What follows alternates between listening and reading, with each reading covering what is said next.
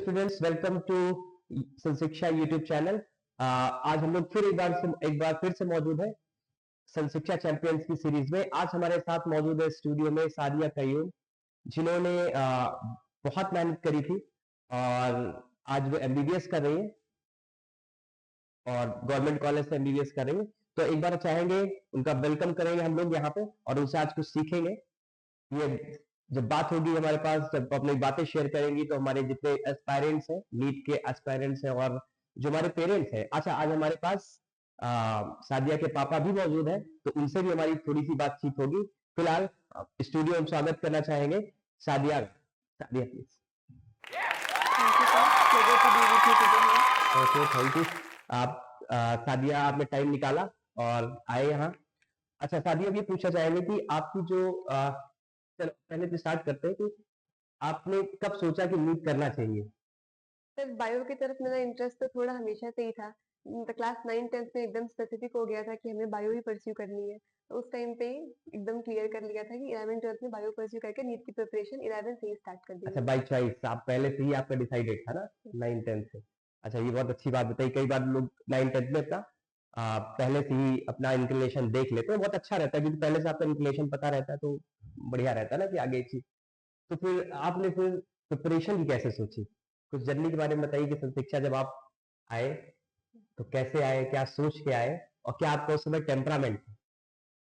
Sir तो class 11th में lockdown time था।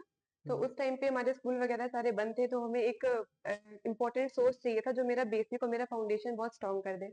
उस टाइम पे काफी लोग ने रिकमेंड भी करा था और काफी अच्छी भी थी एकेडमी। तो संशिक्षा एकेडमी में मैंने ज्वाइन करा और आई थिंक ये मेरा बहुत ही अच्छा डिसीजन था, क्योंकि उसके बाद मेरा जो फाउंडेशन था, मेरा जो बेसिक्स था, वो इतना स्ट्रांग हो गया कि आगे जो डिफिकल्ट कंसेप्ट भी आने लगे थे उन्हें अटेम्प्ट करना काफी इजी हो गया था, क्योंकि मुझे बेसिक कंसेप्ट बहुत क्लियर कर दिया गया था यहाँ पे। समझ गया, समझ गया। देखो, इन्होंने बहुत अच्छी बात करी, बेसिक कॉन्सेप्ट्स। कई बार हम लोग को लगता है कि केवल क्वेश्चन लगाना ही इम्पोर्टेंट है, जबकि पहला पार्ट ये होता है, अगर आप अपनी बहुत अच्छी स्टडी करना चाहते हैं, बहुत अच्छी प्रिपरेशन करना चाहते हैं, तो कंसेप्ट आपके बहुत अच्छे होने चाहिए। एग्जैक्टली। तो जैसे तो चलो इसी, जब आपने बात स्टार्ट की तो एक दो क्वेश्चन इसी पूछ लेते। तो अगर मान लो आप क्लास करी आपने और कंसेप्ट, कई बार ऐसा रहा होगा ना कि कॉन्सेप्ट में डाउट हो जाते हैं, है ना? तो क्या करते थे आप? टीचर से कंसल्ट करना है। टीचर से तो बहुत अच्छा टच, बहुत अच्छा रिलेशन बना के रखना है, क्योंकि एट द एंड हमारा सिलेक्शन वही करवाएंगे। तो टीचर से बहुत अच्छा रिलेशन बना के रखना है। कोई भी डाउट हो रहा है, कंसेप्ट क्लियर नहीं हो रहा है, क्वेश्चन नहीं बन रहे हैं, टेस्ट में प्रॉब्लम आ रही है, ये सारी चीजें कंसल्ट करनी है, क्योंकि वो बहुत अच्छा गाइड करते हैं। यहाँ पे भी मुझे टीचर्स ने बहुत अच्छा गाइड करा, बहुत मोटिवेट करा, बहुत इंकरेज करा और बहुत बड़ा रोल है उनका मेरे सिलेक्शन में। तो डेफिनेटली टीचर्स के पास जाना है कोई भी डाउट हो तो। अच्छा, चलो, तो इन्होंने टीचर्स की बात की, बहुत एक समराइज तरीके से कुछ कुछ बातें हुई। अब हम लोग क्या करेंगे, अब कुछ कुछ क्वेश्चन पूछेंगे सादिया से और बहुत सारी बातें करेंगे धीरे धीरे करके, और कुछ बातें पूछेंगे और कुछ कुछ पार्ट हम चाहेंगे कि आज आप डिस्कस करो कि बीइंग अ नीट एस्पायरेंट, मैंने देखा बच्चे बहुत परेशान होते हैं। पहली चीज तो हमने देखा कई बार कि क्या पढ़ें, कितना पढ़ें, है ना? कई बार बच्चों के साथ, मेरे साथ भी क्वेश्चन आते हैं कि सर कितने घंटे पढ़ने के नीट में सिलेक्शन हो जाए, कितने घंटे पढ़ने के आईटी में सिलेक्शन हो जाए, है ना? तो जबकि ऐसा कुछ होता नहीं भाई। तो क्वालिटी होनी चाहिए ना, क्वालिटी टाइम, मतलब जितना अच्छा से आप पढ़ाई कर पाए उस पर डिपेंड करता है। तो ऐसे बहुत सारी चीजें, स्ट्रेस भी एक बड़ा पार्ट रहता है ना? जब नीट की प्रिपरेशन, मुझे लगता है नीट में ज्यादा प्रेशर रहता है ना प्रेशराइजिंग बहुत बच्चों के होती है। नीचे, क्योंकि स्कोरिंग बहुत अच्छी करनी होती है और बहुत सारे बच्चे उसमें पार्टिसिपेट करते हैं, तो थोड़ा सा वो पार्ट रहता है। कई बार हमें लगता है मोटिवेट भी रखना होता है अपने आप को। तो व्यूअर्स, हम लोग एक काम करेंगे अभी, इन सारी बातों पे वन बाई वन करके सादिया से डिस्कस करेंगे। तो सादिया, नेक्स्ट, तो पहला क्वेश्चन सादिया ये है कि आप मुझे बताएंगे कि आप कैसे शेड्यूल बनाते हैं जब आपने स्टार्टिंग करी होगी पढ़ाई की? कोई शेड्यूल बनाया होगा या फिर नॉर्मल रैंडमली जितना नहीं, शेड्यूल कोचिंग में चल रहा है बस वही कंप्लीट कर दे? क्या कैसे करते थे इसको? ओके। तो कोचिंग में तो रेगुलरली जैसा चल रहा है, अप टू डेट रहना है। जैसे जैसे जो जो टॉपिक हो रहा है कोशिश करें कि उस दिन ही क्लियर कर ले, बैकलॉग में न जाने दे। उसके बाद अपना खुद का एक शेड्यूल होना चाहिए, एक आइडिया होना चाहिए कि हमें कौन सा टॉपिक कब कैसे करना है, और उसे मेंटेन करके चलना है। डेली एक चेकलिस्ट बनानी है, टू डू लिस्ट बनानी है, और डेली हमें देखना है कि हमने उसे कितना कंप्लीट करा। और रात में अगर आप सब कुछ अच्छे से कर ले रहे हो तो वो बहुत सेटिस्फाइंग फीलिंग होती है। तो अपना चेकलिस्ट देखो और आपको लगे कि वाह, आज का तो सारा टास्क कंप्लीट कर लिया, तो वो अपने आप में मोटिवेशन का भी काम करता है। एक इनकरेजमेंट भी मिलता है साथ में उसके साथ। तो एक चेकलिस्ट बना के काम करना है डेली का। तो देखो बहुत अच्छी बात बताई कि आप टाइम मैनेजमेंट करें। टाइम मैनेज कैसे करना है? अपना चेकलिस्ट बना लें कि भाई सही बात है। अगर आपको पता है ना कि पर डे मुझे इतना काम करना है तो आपकी स्पीड भी बढ़िया हो जाती है ना, क्योंकि आप विदिन टाइम सॉल्व करते हो। ये हेल्प करता है आपको फाइनल एग्जाम में, हम्म, टेस्ट में ना। तो बहुत अच्छी बात है, अगर आप टू डू लिस्ट या चेकलिस्ट बना के काम करते हो तो ये रहता है कि भाई मैं इतना काम जल्दी खत्म कर लो, है ना। और बहुत अच्छी बात बोली कि डेली का काम जितना कोचिंग का मिलता है उसको ट्राई करें कि उसी दिन खत्म कर लो, है ना। बैकलॉग्स ना हो। और ये तभी नहीं हो पाते जब आपके कॉन्सेप्ट बढ़िया होते हैं, क्लास में भी आप अटेंटिव रहते हैं ना, इन सारी चीजों का ध्यान देते हैं तो आपको बढ़िया हो जाता है। ठीक है। दूसरा क्वेश्चन ये रहेगा सादिया कि क्योंकि नीट का जो पेपर होता है उसमें टाइम का बड़ा खेल है ना, मुझे लगता है कि 3 घंटे में आपको 180 क्वेश्चंस यस, करने हैं ना, और स्कोरिंग भी हाई करनी होती है ना, तो आपके एक्यूरेसी। पास एक्यूरेसी भी मेंटेन करनी है। उसमें ये भी है कि भाई ऐसा ना हो कि हम बहुत सारे क्वेश्चन करें, कई उसमें थोड़े क्वेश्चन गलत हो गए तो आप कॉम्पिटिशन से बाहर, तो बहुत मतलब तो आपने इस चीज को कैसे मैनेज किया? आपने टेस्ट वगैरह कितने दिए? एक बार हम चाहेंगे कि आप जो नीट की तैयारी कर रहे हैं उसको पता चले कि कोई स्टूडेंट जब सेलेक्ट होता है तो कितनी मेहनत करता है, टेस्ट कितने इंपॉर्टेंट है, इस एग्जाम के लिए टेस्ट कितना इंपॉर्टेंट है और आपने कितने पेपर्स दिए ये। टेस्ट तो बहुत ज़्यादा इम्पोर्टेंट है, लाइक सबसे क्रूशियल स्टेप टेस्टिंग होती है, क्योंकि उससे आपको पता चलेगा कि आप आपकी वीकनेस क्या है। अगर आपको यही नहीं पता कि पढ़ना क्या है तो फिर कैसे करोगे? तो टेस्ट के थ्रू आपको ये पता चलेगा कि एटलीस्ट हमें फोकस किस पे ज़्यादा करना है। उसके अलावा एक एनवायरनमेंट चाहिए होता है हमें। हम कितना भी प्रैक्टिस कर लें, अगर डायरेक्ट हम नीट के पेपर वाले दिन बैठ जाएँगे तो पैनिक कर जाएँगे। हमें एक एनवायरनमेंट, फ़ैमिलियर एनवायरनमेंट प्रोवाइड करता है टेस्ट, कि हमें within a particular set of time, particular set of questions attempt करने विथ मैक्सिमम एक्यूरेसी, स्पीड अच्छी होनी चाहिए, मिस्टेक्स कम होनी चाहिए, तो ये सब टेस्ट के थ्रू ही हमें आता है। और मैंने तो 11th-12th 2 साल कोचिंग की थी और ऑलमोस्ट हर मंडे हमारे टेस्ट होते थे। वीकली टेस्ट मैंने ऑलमोस्ट आई थिंक शायद ही कोई छोड़ा होगा, वरना टेस्ट तो सारे दिए हैं। इनफैक्ट 1 साल का ड्रॉप भी लिया था, उसमें भी मैंने टेस्ट पे सबसे ज़्यादा फोकस टेस्ट पे ही दिया था। टेस्ट, प्रैक्टिस और बाद में टेस्ट को एनालाइज़ करना कि मिस्टेक हुई क्या। I even maintained a diary जिसमें आई यूज्ड टू राइट मेरे हर टेस्ट में कितने मार्क्स आए, कितने क्वेश्चन गलत हुए, कितने क्वेश्चन अटेम्प्ट नहीं करे। और फिर ये फोकस रहता था कि जो गलत हो रहे हैं सबसे ज़्यादा उन्हें कम करना है, कि मेरे क्वेश्चन जो गलत हो रहे हैं वो ना हो। अच्छा, ये बहुत अच्छी बात बोली। जो टेस्ट है ये मैं कई बार बच्चों को रेकमेंड करता हूँ कि भाई उस टेस्ट का कोई फायदा नहीं कि आप उसके एनालाइज ना करें वापस, कि भाई तभी तो पता चलेगा आपकी वीकनेस और ये। तो मैं इस बात पे पूछना चाहूंगी कि आपने पॉइंट उठा दिया। तो बच्चे कैसे डायरी बनाए, आप कैसे बनाती थी डायरी? ऐसा ये कुछ थोड़ा सा बहुत एक्सप्लेन कर दिए ताकि टिपिकल जो सा लोग हैं शायद उनको आइडिया लग जाए कि भाई हमें डायरी ऐसे मेंटेन करनी होती है, हर टेस्ट के बाद बनानी होती है ना। Yes sir. जस्ट कोई भी रैंडम नोटबुक में आपको कॉलम, सब्जेक्ट और कॉलम डिवाइड कर लेने हैं। सब्जेक्ट जो भी है अपना, फिजिक्स, केमिस्ट्री, बायो, कितने आपने क्वेश्चन मार्क्स आपको ऑब्टेन हुए, क्वेश्चन कितने अटेम्प्ट करे थे और कितने आपके गलत हुए। और आपका फोकस होना चाहिए कि गलत क्वेश्चन जो है, नंबर ऑफ रॉन्ग क्वेश्चन वो आपको कम करना है। और एक और चीज की थी कि जो क्वेश्चन ऐसा मुझे बहुत डिफिकल्ट लगते थे टैकल करने में, मुझे लगता था कि नीट में आएगा ही, ऐसे कंसेप्ट आते हैं लेकिन मेरे से नहीं बन पा रहा है, तो उनके लिए एक अलग एक मिस्टेक नोटबुक, अच्छा। जिसको आप रिव्यू जब करोगे तो बहुत ही जल्दी क्या होगा, शॉर्ट पीरियड में आप अपने हर एक वीक पॉइंट देख लोगे। एग्जैक्टली, देखो बहुत दिस इज अच्छी बात, देखो इम्पोर्टेंट। कैसे स्ट्रेटेजी बनाते हैं हम लोग। और बहुत अच्छी बात बोली कि मिस्टेक लिस्ट आपके पास जरूर होनी चाहिए। जब आप फाइनल एग्जाम में उतरे तो आपको उसके पहले अगर एक बार पता है कि आपने प्रीवियस ये मिस्टेक्स करी है तो आपके मन में हमेशा रहेगा बैक हैंड पे, है ना। दोबारा और वो फिर नहीं दोबारा आप करोगे। गलती को नहीं करोगे। बहुत अच्छी बात इन्होंने बोली। आप लोग देख रहे हैं ना कि इंसान एक नीट में या किसी भी एग्जाम में केवल पढ़ना ही जरूरी नहीं है, थोड़ा सा स्ट्रेटेजी भी बनाना बहुत बड़ा इंपॉर्टेंट पार्ट है सिलेक्शन लेने के। चलो नेक्स्ट क्वेश्चन पे आगे बढ़ते हैं। ये नेक्स्ट क्वेश्चन ये पूछना चाहेंगे आपसे कि जब आपने टेस्ट कई बार दिए होंगे तो ऐसा नहीं कि हमेशा अच्छे मार्क्स आए होंगे, है ना। कई बार आपको बहुत डिमोटिवेशन भी या स्ट्रेस भी फील हुआ होगा ना, हम्म, यार मेरे नंबर इतने आ रहे हैं, क्योंकि इंसान टारगेट लेता है ना कि 650 आने चाहिए, 640 और उससे कम आते हैं। और कई बार ऐसा होता है, मैंने देखा यस ना। सर। जब आप तो आप उस दौरान अपने आप को कैसे मोटिवेटेड रखते थे और फिर कैसे आपने आपको फिर से आप अंदर से करेज इकट्ठा करके फिर से लगते थे? मतलब कि कैसे, क्या प्रोसेस थी आपकी? तो हमेशा इनकरेज रहने के लिए एक राइट माइंडसेट और राइट इन्वायरमेंट बहुत जरूरी होता है। एंड लकीली मेरा इन्वायरमेंट बहुत अच्छा था। मेरे पेरेंट्स और मेरे टीचर्स दोनों ने इस प्रोसेस में इतना ज़्यादा सपोर्ट करा है कि अगर कभी भी हमसे कुछ गलतियाँ हो रही हैं, तो उसे इनकरेज करना, मोटिवेट करना, पॉजिटिव एटीट्यूड मेंटेन करके रखना, ये हमें घर पे भी मिला है और यहाँ पे टीचर से भी मिला है। हमेशा मोटिवेटेड रखना, ये चीज़ें बहुत ज़्यादा हेल्प करती है हमें। और उसके बाद ये तो हो गया कि हमारा इन्वायरमेंट हमें कैसे इफ़ेक्ट करेगा। उसके अलावा हमारा खुद का माइंडसेट भी पॉजिटिव होना चाहिए। आपने ही हमसे एक बार कहा था कि जब हम फर्स्ट डे आए थे एडमिशन के लिए, कि इस जर्नी में तुम कम से कम एक बार ज़रूर दोगी।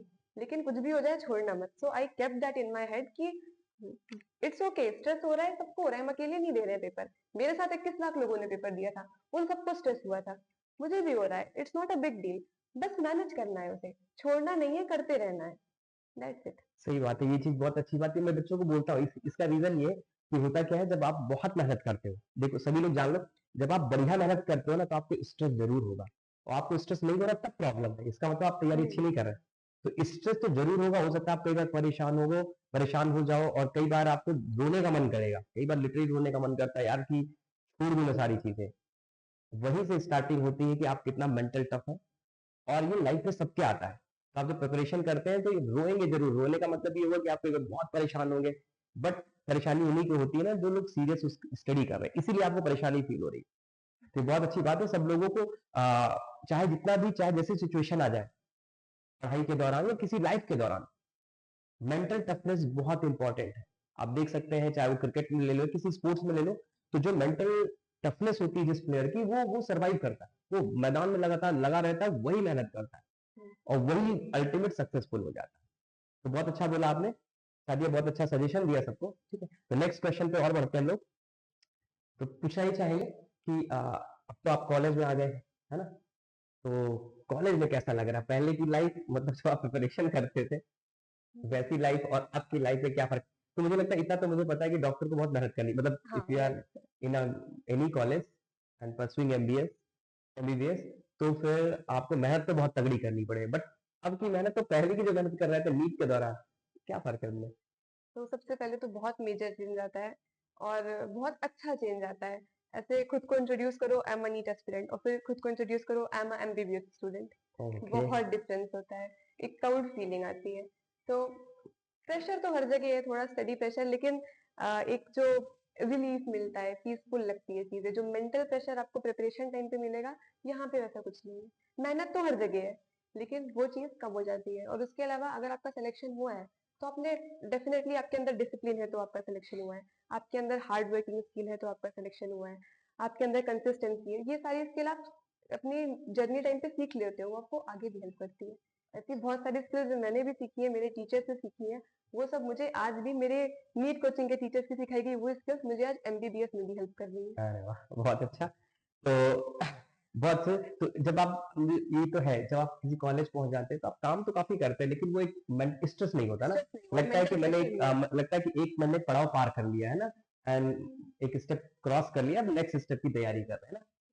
अच्छा, तो साजिया, मैं यही पूछना चाहेंगे कि आप जो अभी जो तैयारी कर रहे हैं बच्चे, ये जो तैयारी करने वाले हैं, है ना, नीट हम्म, जो एस्पायरेंट्स बनेंगे या जो अभी हैं, तो उनको कुछ सजेशन आप दे दीजिए कि इन बातों का, जैसे आज मुझे आपको बहुत सजेशन बढ़िया लगा कि जो आपने वो टेस्ट की जो एनालिसिस करी, ये बहुत बड़ा पार्ट होता है, तो ये लोग मिस करते हैं, और शायद इसलिए कई बार वो कुछ बच्चे क्लोज पहुंच जाते हैं और सिलेक्शन नहीं होता, है ना। तो आप क्या उनको क्या सजेशन देना चाहेंगे? बेसिक सी कुछ बातें हैं, रेगुलर एफर्ट करते रहना है, कंसिस्टेंट एकदम कंसिस्टेंसी मेंटेन रखनी है। आपको क्लासेस मिस नहीं करनी है, आपको टेस्ट मिस नहीं करने हैं। टेस्ट सीरीज रेगुलर अटेंड करिए, टेस्ट को रेगुलर एनालाइज करिए, एनसीईआरटी पढ़िए, आपके रिसोर्सेज फिक्स होने चाहिए कि हमें इन रिसोर्सेज से ही पढ़ना है। और सबसे ज्यादा इंपॉर्टेंट, टीचर्स के टच में हमेशा रहना है। मैं 11th बहुत वीक थी, I will consider myself as a weak student in 11th when I came to NEET coaching. इस हिसाब से मैं अपने आप को वीक ही कंसिडर करती हूँ। लेकिन 12th तक आते आते मेरे अंदर बहुत ड्रास्टिक चेंज आया, और उसका सबसे मेजर रीजन, पहले मैं बहुत हेजिटेट करती थी टीचर से डाउट पूछने में, टीचर से कनेक्शन बिल्ड करने में। धीरे धीरे जैसे टीचर से कनेक्शन बिल्ड करने वाली हैबिट आई, अपने आप सारी चीजें इंप्रूव होती चली गई। तो maintain a good relation with your teacher. अच्छा, ये बहुत अच्छी बात हुई टीचर्स। अच्छा, अपने यहाँ टीचर्स, जैसे आप लोग के अंदर कई बार हेजिटेशन, टीचर्स क्या करते हैं कि आपके अंदर हेजिटेशन दूर हो जाती है? टीचर्स एक्चुअली ना, टीचर्स सारे बहुत फ्रेंडली हैं, आपको हेजिटेशन होगी ही नहीं। वो खुद इतने फ्रेंडली हैं, आप एक बार उन्हें अप्रोच करोगे, वो सामने से 2 बार आपको अप्रोच करेंगे। तो टीचर से हेजिटेट करने की कोई जरूरत नहीं है। वो, आप जो चाहते हो, जो आपका गोल है, उनका भी वही गोल है। आप नीट क्रैक करना चाहते हो, वो भी चाहते हैं कि हमारा स्टूडेंट नीट क्रैक करे, तो वो आपकी हेल्प करेंगे हमेशा। तो कोई भी दिक्कत आ रही है, क्वेश्चन नहीं समझ आ रहा, कंसेप्ट नहीं समझ आ रहा, टेस्ट में मार्क्स नहीं आ रहे, डिमोटिवेटेड फील हो रहा है, टीचर्स के पास हमेशा जाना है, टीचर्स हमेशा हेल्प करेंगे। थैंक यू शादी, बहुत अच्छा, बहुत अच्छी चीजें बताई आपने नीट एस्पायरेंट्स के लिए। ये बहुत अच्छा रहे जो आज आपने बताई, बहुत अच्छी बातें बताई। वो कई बार बच्चे परेशान होते हैं कि यार मुझे क्या। अच्छा, एक बात और, हाँ मैं भूल गया भैया, जो शुरू शुरू में आपसे डिस्कस कर रहे थे कि कितने घंटे, कई बार मेरे पास क्वेश्चन आता है कितने घंटे पढ़ाई कर लें कि सर नीट हो जाए, मतलब ऐसा लगता है कि मैं अगर 10 घंटे पढ़ लूँ तो मेरा नीट हो जाएगा, या ये किसी भी एग्जाम के लिए ऐसा पूछते हैं बच्चे मुझसे। तो मैं तो मुझे लगता है कि शायद घंटे मैटर नहीं करते ना, बिल्कुल नहीं मैटर है ना? तो करता। घंटे मैटर नहीं करते, क्वालिटी मैटर करती है ना, यस, कितनी क्वालिटी। आप अगर 7-8 घंटे फुल्ली कंसंट्रेट होकर 9 घंटे फुल्ली कंसंट्रेट पढ़ते हैं वो ज्यादा बेहतर है। इनफ है। दैट इज आप 11 घंटे पढ़ाई करते हो, आप कंसंट्रेट नहीं कर पा रहे हैं, या ठीक से आप डेप्थ में नहीं पढ़ाई कर रहे हैं, कंसेप्चुअली पढ़ाई नहीं कर रहे हैं, तो उसका कोई फायदा नहीं। आपने कई बार सुना होगा कि लोग कहते हैं यार वो लड़का पढ़ता तो बहुत था लेकिन सिलेक्शन नहीं हुआ। तो मुझे ऐसा लगता है कि ऐसे बच्चों के साथ ये होता है कि राइट स्ट्रेटेजी, या उनका वो पढ़ते बहुत टाइम ड्यूरेशन, को लगता है कि टाइम से मेरा सिलेक्शन हो जाएगा, बट टाइम से नहीं। आप जब क्वालिटी पढ़ाई करेंगे एकदम, तो मुझे लगता है उससे सिलेक्शन होता है, जैसे आपने किया। तो बहुत आपके तो 12th में कितने, बोर्ड में कितने परसेंटेज आए थे आपके? 97%। 97%। देखिए 97% के बोर्ड में भी आए थे। और बहुत, मैं आपको बता दूं क्योंकि मैंने इसको पढ़ा रखा है, तो बहुत सिंसियर स्टूडेंट थी, बहुत सिंसियर, झिझकती बहुत ज्यादा थी, लेकिन क्योंकि हम लोग क्या टीचर्स की आदत है कि बीच बीच में शायद हम लोग जाते भी थे ना, हाँ, सब बच्चों से पूछते रहते हैं बीच बीच में ना कि बेटा आंसर क्वेश्चन आया, कराया आंसर नहीं देखते करा, रहते हाँ। हैं, तो इससे थोड़ा सा प्रेशर क्रिएट होता है ना, और थोड़ा सा फिर ये भी लगता है कि थोड़ा सा जब टीचर बात करता है हिचक भी दूर होती है ना कि बिल्कुल। हाँ टीचर्स आ रहे हैं। ये बहुत अच्छी बात बताई। और मैं मतलब ईश्वर से चाहूंगा कि आप फर्स्ट अटेम्प्ट में ही एमएस, जैसे आपने अभी मुझे शेयर किया था, है ना, कि एमएस इन सर्जरी करनी है। सर्जरी करी कार्डियो, है ना? Yes sir, cardio. चलो सही, तो बहुत अच्छी बात है। आप बहुत पहली बार, क्योंकि आप मेहनती भी हो और बड़ा पॉजिटिव माइंडसेट से रहते हो, तो हेल्प तो गॉड भी उन्हीं की हेल्प करता है ना, ईश्वर उन्हीं की हेल्प करता है जो लोग मेहनत कर भी करते हैं। तो wishing you all the best for the future, है ना?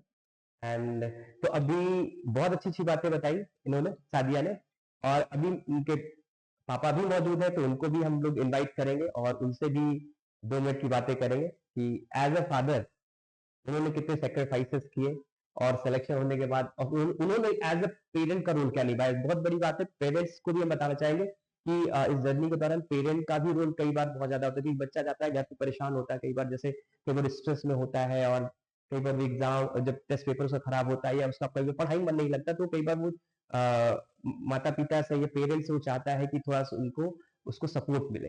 तो एक पेरेंट कैसे सपोर्ट कर सकते हैं, एक पॉजिटिव सपोर्ट कैसे देते हैं किसी बच्चे को, तो इस पार्ट पे भी थोड़ा सा डिस्कस करेंगे। तो thank you Sadia. Thank you so thank you. Much. It was honour to come here. Thank you. Okay.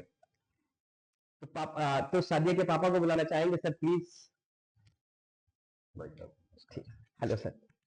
तो सर आपसे थोड़ी सी बातें करेंगे थोड़ा सा, क्योंकि तो पहला क्वेश्चन ये हम आपसे ही चाहेंगे कि एज ए पेरेंट, जी, है ना, तो जैसे इन्होंने बोला होगा कि 9 10 पापा मेरा इंक्लिनेशन है नीट का, जी, ठीक है, तो आपने सोचना कैसे शुरू किया, फिर आपने कोचिंग कैसे ढूंढी, कुछ जी। अगर उसके बारे में शेयर करें तो। दरअसल कई बार हम लोग ऐसा करते हैं कि बच्चों को चलो थोड़ा दूर भेज दिया जाए, बहुत अच्छी कोचिंग होगी।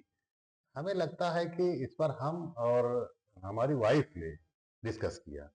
जब हम दोनों लोगों ने डिस्कस किया तो हमने कई बार हम तो प्लान कर रहे थे 9th से बेटी को भेज दें कहीं अलीगढ़, अच्छा, कहीं और कहीं किसी यूनिवर्सिटी में जहाँ जाकर उसको सब कुछ मिल जाए। समझ लेकिन गए। वाइफ ने हमारे कहा कि देखो ऐसा है कि हमारी बेटी को हमारे साथ रहने की जब उम्र है, जब आवश्यकता है, उस समय हम उसको कहीं बाहर भेज दें वो हमें ठीक नहीं लगता। हमें लगता है कि हम एजुकेशन के साथ साथ अपने साथ रखेंगे तो कुछ संस्कार भी दे पाएंगे। हॉस्टल में वो संस्कार कोई देगा नहीं जो फादर बिल्कुल मदर सही, देंगे। बिल्कुल सही बात। तो हम लोगों ने अल्टीमेटली ये सब सोचा कि जो कुछ भी हमें मिलना है रायबरेली में देखना है। तमाम कोचिंग है, ठीक है, बहुत भीड़ वाली कोचिंग में हम भेज देंगे, वहां हो सकता है कि टीचर से हमारा बच्चा इंटरेक्ट ना हो पाए, टीचर कभी उसके ऊपर गौर ही ना करे, ध्यान ही ना जाए कि हमारा बच्चा कहाँ बैठा है। यहाँ हम प्रशिक्षा में आए नीरज सर के पास, बहुत बड़ी भीड़ यहाँ नहीं है, हर बच्चा इनकी निगाह में है, और जो हमने उम्मीद लेकर के आई थी पूरी पूरी उम्मीद पे हम पाए भी, जो हमें उम्मीद थी कि हमें मिलेगा वो सब कुछ मिला यहाँ। हम यहाँ छोड़ दिए बेटे को, बच्ची को अपने, और उसके बाद यहाँ पर हमने कभी नहीं सोचा कि यहाँ कोई दिक्कत हो रही होगी क्या। बहुत अच्छा इन्होंने एटमॉस्फेयर दिया, बहुत अच्छा इन्होंने पढ़ाने का काम किया। हाँ, समय समय पर जो है बूस्टअप भी किया बेटी को। और हमारा क्या, हम तो भाई बाप हैं। बाप को कभी कभी जो है बच्चों के ऊपर गुस्सा भी होना पड़ता है, वो भी करने की आवश्यकता पड़ी तो किया गया, है ना। कभी कभी जो है ऐसा भी हुआ कि बच्चा हमारा जो है सपोर्ट की जरूरत पड़ी बहुत। सपोर्ट की जरूरत पड़ रही है, अब वो जो है डाउनफॉल की स्थिति हो रही है, डिमोएट हो रहा है, तो उसको थोड़ा सा हमें जो है प्रमोट करना है। ये आपने बहुत बड़ी बात और बोली। ये करने के लिए जो है अब अपने दिमाग का थोड़ा इस्तेमाल करना पड़ेगा ना। हमें लगे भला ना कि हम बच्चे को कुछ कह भी रहे हैं, उसको कहीं समझाने के नजरिए में डांट भी दिए, दूसरे का एग्जाम्पल दे करके उसको हम समझा भी दिए, और उसके बाद फिर उसको हमने पूरा भरपूर प्यार दिया, मोटिवेट भी किया। भाई इस जर्नी में हमने जो महसूस किया है, जब हमारी बेटी ने 12th किया है 2022 22 में 12th किया है, तो 12th के साथ इन्होंने नीट अपियर किया। नीट जब दिया तो नीट में जिस दिन रिजल्ट आया था, उसके सॉरी, जिस दिन इन्होंने जो है नीट दिया था, उसके उसी दिन, नीट वाले दिन ही शाम को सब कोचिंग वाले अपना दे देते हैं ना वो, क्या आंसर की, आंसर की से अपना मिला रही थी। और हमारे एक दोस्त के यहाँ हम लोगों की दावत थी, पूरी फ्रेंड सर्किल की 4-6 लोगों की, आप जानते हैं हमारे दोस्तों को भी, है ना। तो हम लोग वहाँ थे, अब वहाँ थे हम लोग, और वहाँ से जब हम घर आए तो हमने सादिया की मम्मी से पूछा, सादिया कहाँ है, कहीं कमरे में है, और वो थोड़ा सा जो है मायूस है। हमने कहा अरे मायूस क्यों है, जब हम गए उससे मिले थे, पापा हमारा सिलेक्शन नहीं हो रहा है। अरे हमने कहा बेटा आपको कितना मिल रहा है, 540 अराउंड, 550 अराउंड मिल रहा था, इन्होंने अपना कैलकुलेशन में देखा, रिजल्ट निकला 543 थे। हमने कहा बहुत बढ़िया है, तुम इतना अच्छा करके आई हो, ये हमें पाई तो लिपट कर रोने लगी, और रोती रही, 10-5 मिनट तक रोती रही, मुझे समझाते समझाते समझा, मैं परेशान हो रहा था कि इतना क्यों रो रही हो बेटा, तुम्हारा तो अचीवमेंट इतना अच्छा है कि मैं इसको लोगों से बताऊंगा। इंटर के साथ आप अभी अपियर हुए हो, अभी आपने कोई स्पेशल तैयारी नहीं की है, इतनी जल्दी सब कुछ मिल जाए ऐसा नहीं संभव है, नीट है ये, 21-22 लाख बच्चे अपियर हो रहे हैं, सही बात है ना। लेकिन इतना टफ भी नहीं है कि आप अपनी एक सीट ना ले पाओ। 21 लाख बच्चे बैठे हैं, लेकिन ऊपर के ही कुछ बच्चे हैं जिनसे आपको कंपटीशन करना है। सही बात है। बच्चों के लिए मैं कहना चाह रहा हूँ, ऊपर के कुछ बच्चे हैं जिनसे आपको कंपटीशन करना है। अब तो काफी सीटें बढ़ गई हैं, 50-55 हजार सीट ऑल इंडिया है गवर्नमेंट की, एक सीट आपको लेनी है, आप अपनी एक सीट के लिए लड़िए। बिल्कुल सही बात है। 21 लाख का और 25 लाख का जो है, मत देखिए भीड़। और आपने सही बात बोली, वो सारे बच्चे कंपटीशन की तैयारी एक्चुअली सीरियस कर ही नहीं रहे, सीरियस तो बहुत कम लोग हैं, सीरियस बहुत और कम लोग हैं। कंपटीशन आपका उसी में हाँ उन्हीं में है, जो सीरियस है कंपटीशन बिल्कुल। उनमें है। अच्छा मुझे याद नहीं सर, कई बार आप चुपचाप, जब इसको नहीं रहती थी, तब भी आप हमसे बीच बीच में मिलने आते थे, कई बार थोड़ा सा असल में पूछते भी थे कि सर क्या चल हाँ, रहा है, क्या है ना, सारी चीजें। असल में हम, हमारा एक इंटरेस्ट रहा कि हम जानते रहे अपने बच्चे के बारे में सब कुछ, जो वो बता रही है उससे बेहतर आप बताएंगे कुछ। हम असल में हमारा एक मोटिव ये रहता है कि कुछ चीजें हम, हमें लगता है कि हम अच्छा कर पा रहे हैं अपने बच्चे के साथ। सही बात, अमूमन हर पेरेंट्स को लगता है अच्छा कर पा रहा होगा, वो अच्छा कर ही रहा होगा, बिल्कुल वो बिल्कुल। कभी एनालिसिस नहीं करता है हम अच्छा कर रहे हैं नहीं कर रहे हैं। लेकिन कई बार ऐसा होता है हम अच्छा नहीं कर रहे होते हैं, जब हम आपसे पूछते हैं कि सर हमें आप मशवरा दीजिए, हमें आप सलाह दीजिए कि हम कुछ अच्छा करने के लिए हमें और क्या करना चाहिए, एग्जैक्टली सही बात। तो आपकी जो राय हमें मिलती है वो हमारे लिए महत्वपूर्ण होती है, इसलिए हम आपसे मिलने आया करते थे। नहीं कम ये समय में जी, आपसे, उस समय आपसे कॉल करके आते थे जब आप फ्री हो, हाँ 10 मिनट का समय चाहिए, 10 मिनट सही। और बेटी यहाँ नहीं होगी, हम आपसे मिलेंगे, हम आपसे बात करेंगे, तो आपसे हम डिस्कस करते हैं नंबर उसकी इस बार टेस्ट में कम आए, क्यों कम आए, उस पर हमें क्या करना चाहिए। तो आप कहते थे भाई मैं अपना काम कर रहा हूँ, ये कर रहा हूँ, ये कर रहा हूँ, मुझे लगता था कि मेरे लिए कुछ आप बताइए, और उस पर हमने अमल किया। हम आप लोगों से सीखते हैं भाई, पेरेंटिंग भी सीखना पड़ता है। तो ये क्वेश्चन मैंने इसलिए पूछा था सर कि कई बार पेरेंट्स को मैं खुद बोलता हूँ कि आपको रेगुलर टीचर से मिलने आना है, आपको जब भी वक्त लगे, एक बार कॉल कर लिया, एक बार जब भी आपको वक्त लगता है एक बार आ जाए, चाहे रात रात को आप देखिए, कई बार हम लोग आपने शायद 9-9 बजे तक हम लोग हाँ मिले, हाँ रात को बिल्कुल 9-9 बजे बिल्कुल तक बिल्कुल भी, बिल्कुल इनफैक्ट सर बच्चों के साथ भी हम लोग टाइम स्पेंड हाँ करते हैं काफी। बिल्कुल बिल्कुल अगर रात को 9-9:30 बजे भी रुकेंगे, हमें डाउट, हमें बिल्कुल किसी भी टीचर या हमारी टीम से पूछेंगे तो हम लोग अवेलेबल रहते भाई, हैं। कई बार ऐसा होता है हम अपने वर्किंग प्लेस में हैं, हम भी बिजी नहीं है, हम वहां से जब बिजी हैं, हम वहाँ फ्री हुए, फ्री होने के बाद हम आपको कॉल किए तो आपने कहा ठीक सर ठीक, आइए आइए आइए। और मैंने ये महसूस किया कि नीरज सर को मैंने कभी कॉल किया हो, नीरज सर ये कह दिया नहीं सर आज नहीं हम मिलेंगे, शायद ये नहीं हुआ, शायद ये नहीं हुआ। और बल्कि यहाँ आने के बाद पता चला कि आज कुछ इंपॉर्टेंट काम है, वहां जाना है, तो हम लोग 10-15 मिनट में ही मिलकर निकल लेंगे, ज्यादा देर नहीं बैठेंगे। ये बड़ी बात होती है कि ये कहा जाए कि नहीं सर आप आइए, हम आपको समय दे रहे हैं। तो पेरेंट्स को ये चाहिए कि टीचर से जब टच में रहते हैं, तो जो पेरेंट टीचर के टच में रहता है उस पेरेंट के बच्चे को टीचर थोड़ा ध्यान भी ज्यादा देते हैं। ये हमने अपने प्रैक्टिकल में पाया। हम क्लास सादिया हो या हमारी और एक बेटी है, एक बेटा है, हम इन लोगों की कभी मीटिंग मिस नहीं की स्कूल में। क्लास फर्स्ट से लेकर 12th तक की इनकी एक भी मीटिंग हमने मिस नहीं की। स्कूल में शायद एक कभी मिस हुई हो, तो वो कोई हमारे साथ मिसहैपनेस रहा हो, वरना मैंने मीटिंग नहीं मिस की। पूरा स्कूल जानता है कि अरे सर तो आएंगे ही। और सब पहचानते रहते हैं, सब जानते हैं, सब ओपिनियन लेते हैं हमसे कि सर आप मीटिंग कभी नहीं छोड़ते। हमने कहा भाई मैं अपने बच्चे को इतना समय ना दे पाऊँ, 2 महीने में एक मीटिंग हो रही, मैं आधे घंटे नहीं जा सकता, तो मैं अपने बिल्कुल बच्चे सही। के लिए क्या कर पा रहा हूँ। बिल्कुल सही बात है। देखो बहुत बड़े पॉइंट उठाए। सर मैंने आपको शायद इसीलिए आज इनवाइट किया था कि एक बार पेरेंट्स को भी पता चले कि बच्चे के साथ-साथ पेरेंट्स के भी कुछ रोल है। अरे हमारे आपने बहुत अच्छी बात बोली, कई बार पेरेंट्स को लगता है कि हम अच्छा कर रहे हैं बहुत अच्छा। हाँ, ये बात लेकिन हो सही नहीं है, रहा होता है, लेकिन हाँ, हो नहीं हो रहा नहीं होता रहा है। होता है। तो ये तभी पता चलता है जब हम जाके टीचर से मिलते हैं, है ना? तो हाँ, टीचर बताता है कि सर हो सकता है सर आजकल बड़ी प्रॉब्लम एक आ रही है सर, हमसे रेगुलर गार्जियन मिलने आते हैं, पेरेंट्स मोबाइल वाली प्रॉब्लम। तो बहुत जैसे बड़ी। होता है क्या है बच्चे के मार्क्स कम आए, लेकिन वो हमको कई बार हमसे ये बोलते हैं कि सर पढ़ता तो बच्चा मेरा 7 घंटे घर पे। तो हम मेरा पहला क्वेश्चन होता है कि सर ऐसा तो नहीं मोबाइल का यूज करते हुए पढ़ता, मोबाइल पे पढ़ता हुआ? तो अक्सर आंसर आता है हाँ सर मोबाइल को यूज करता हूँ। और आप किनारे रूम में बैठ जाता है बस वही करता रहता है। भाई तो एक्चुअली होता है कि बच्चा बोलता है तो मोबाइल से पढ़ना, लेकिन मोबाइल में डिस्ट्रैक्शंस इतने ज्यादा है सर आजकल। तो बच्चे तो कई बार गार्जियन जब मिलते हैं ना, तो उनको मैं जब ये सारी पॉइंट टीचर से क्लियर होते हैं ना कि सर ऐसा भी गलत हो सकता हो सकता है है। ना? तो फिर गार्जियन को समझ में आता है, मुझे लगता है हाँ सर ये बात हाँ, सही है, उस पर फिर गार्जियन ध्यान देता है, ध्यान देता है। फिर गौर करता है हमारा बच्चा वाकई मोबाइल में जी, पढ़ रहा है कि खेल रहा है। खेल और रहा है। कोशिश कर रहे थे कि हम जब हमारी ये एज है, आप लोग देख रहे होंगे हमारी क्या, जब अंदाजा लगा सकते हैं। अब आप ये समझिए इस उम्र का आदमी भी अगर रील देखने लगे तो आधे घंटे देखने में कब बिल्कुल आधा सही घंटा बात है बीत गया सर, पता नहीं बिल्कुल, चलता। बिल्कुल। और आधे घंटे के बाद कोई भी एक रील आप पूछ लीजिए कि आपने क्या देखा, कुछ नहीं आदमी बता पाएगा।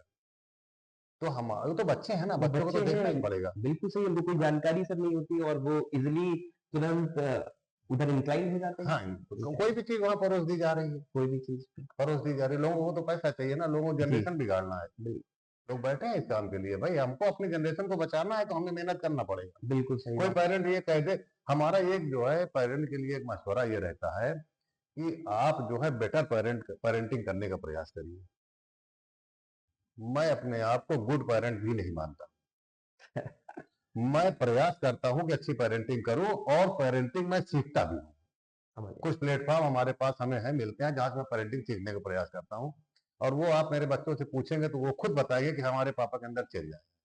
मैं स्वयं में महसूस करता हूँ चेंज आया अपने परिवार के प्रति, अपने बच्चों के प्रति। बहुत अच्छी बात है सर, तो ऐसा मैं ये मानता हूँ कि आप एक बेटर पेरेंट बन जाइए, आपका बेटा जो है बेस्ट नहीं एक्सीलेंट बन जाएगा। आप पेरेंट बन के दिखाइए, फिर आप उससे होप करिए।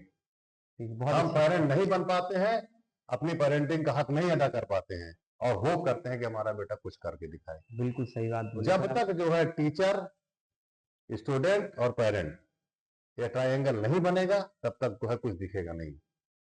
इस ट्रायंगल को बनाना ही पड़ेगा। इस ट्रायंगल में तीनों का अपना अपना काम है, तीनों को अपना अपना काम करना पड़ेगा। अरे वाह सर, बहुत अच्छी बातें देखो।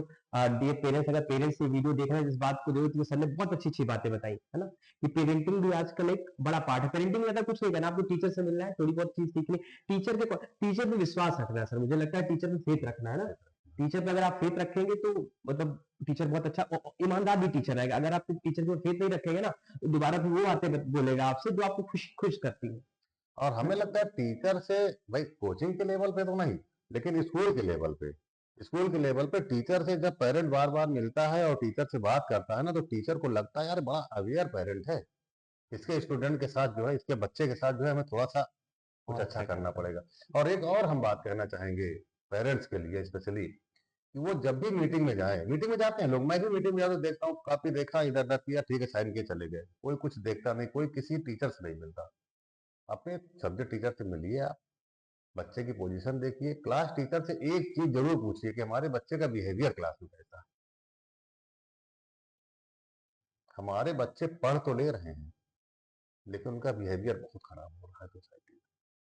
तो वो भी कहीं न कहीं बच्चे के फिर डिस्ट्रैक्शन का काम कर रहा है ना डिस्ट्रैक्शन का, पढ़ाई और में। वो चीज जो है हाँ। मोबाइल दे रही है। हाँ, देखिए सर ने एक बड़ी बात बोली कि डिस्ट्रैक्शन इस तरह का भी होता है कि बच्चे का जो बिहेवियर होता है, बच्चे का आसपास का जो एनवायरनमेंट होता है, तो उसपे भी थोड़ा-सा हमें अवेयर रहने की अवेयर ज़रूरत है रहने ना? की अवेयर जरूरत रह है। के हम ये देखने भी की थोड़ा। ध्यान दें कि हमारे बच्चे के दोस्त कौन है। हाँ, ये बात बिल्कुल सही, क्योंकि आजकल इतने साधन, इतने हाँ, गैजेट्स मौजूद है ना बस बच्चों को बिगाड़ने के लिए। मतलब बच्चा, क्योंकि बच्चे की एज बहुत कम होती है, हम लोग बिगड़ सकते हैं सर, हाँ, ऐसी-ऐसी नहीं तो चीज़ें हमारे मन में टीनेजर कुछ। ग्रुप में तो कुछ भी हाँ, चांस है। बिल्कुल, अब बिल्कुल बिगड़ सही तो रहा बोल है रहे हैं। बड़ा बड़ा, काफी 45-50 वाले बिगड़ जा रहे हैं। बिल्कुल सही बात है भाई सर। सोसाइटी में आप क्या करेंगे, तमाम चीजें हैं सोसाइटी में, अच्छे भी लोग हैं, बुरे भी लोग हैं। अब सोसाइटी के साथ तो हमें रहना ही है ना, लेकिन सोसाइटी में हमें क्या अडॉप्ट करना है, क्या नहीं अडॉप्ट करना है, इसको हमें बच्चों को बताना भी जरूरी है। बिल्कुल सही हमें कहा। अभी कई बार ऐसा होता है कि लोग अपने बच्चों के साथ बैठ के बात नहीं कर पाते, कैसे बात करें, क्या करें। हमें नहीं लगता ऐसा कुछ, हमें लगता है हम कुछ भी अपनी बेटी से बात कर सकते हाँ, बिल्कुल, ये बहुत अच्छी हैं। बात कोई ऐसी कही। टॉपिक नहीं है जिस टॉपिक में अपनी बेटी से बात नहीं कर सकता। बिल्कुल, ये बहुत अच्छी बात आपने बोली, ये बहुत मिसिंग है पेरेंट्स में। पेरेंट्स कई बार पेरेंट्स को भी तो इनिशिएटिव लेना पड़ेगा कि हाँ, बच्चे से हर बिल्कुल बच्चे बिल्कुल को कंफर्टेबल बनाएँ, बिल्कुल उस पे कंफर्टेबल बिलीव बनाए, भी करें, बिलीव भी करें। है ना? तो एक बाउंड्री सेट हो के आज बहुत अच्छी-सी बातें आपने करी और बहुत धन्यवाद। अच्छा लगा, थोड़ा एक्सटेंड भी हो गया वीडियो लेकिन बहुत अच्छा रहा गार्जियंस के लिए। पेरेंट्स के लिए बड़ा पेरेंट्स एक बार देखेंगे उनको सीखने को मिलेगा, एक पार्ट ये भी होता है। तो थैंक यू सर आने के लिए। शुक्रिया के हकदार आप हैं, क्योंकि भाई इस जर्नी में हमारी बेटी के जो जर्नी है, इस जर्नी में जो फर्स्ट स्टेप उसने क्रॉस किया, इसमें शिक्षा परिवार का बहुत बड़ा योगदान है। मैं उसकी डिनाई नहीं कर सकता। सर हम समझते हैं इस बात को और हमारा सब और रेगुलर प्रयास यही हम रहता है। तो ये लोगों को कहेंगे, अपने रायबरेली के खास करके लोगों से जो इस चैनल से जुड़े हों, जो सन शिक्षा को जानते हों, वो ये एक बार जरूर सोचे कि तमाम कोचिंग खुल रही हैं या तमाम कोचिंग बाहर हैं, दूर दूर दूर देश तमाम इधर उधर भेजने से पहले एक बार आके देखें, समझें। हमें लगता है कि अपने घर में रह करके हमें सब कुछ मिल जाएगा, अरे जो थैंक यू हमारी सर आवश्यकता हौसला है। अफजाई के लिए, थैंक यू। चलो व्यूवर्स तो बहुत अच्छा लगा आज सादिया से बात हुई, उनके पापा से भी बात हुई और पेरेंट्स को भी आज कुछ मिला होगा, मतलब इस वीडियो के माध्यम से कुछ सीखने को मिलेगा और स्टूडेंट्स को तो मिलेगा ही। तो मिलते हैं नेक्स्ट संशिक्षा चैंपियन की नेक्स्ट एपिसोड में। Thank you all of you.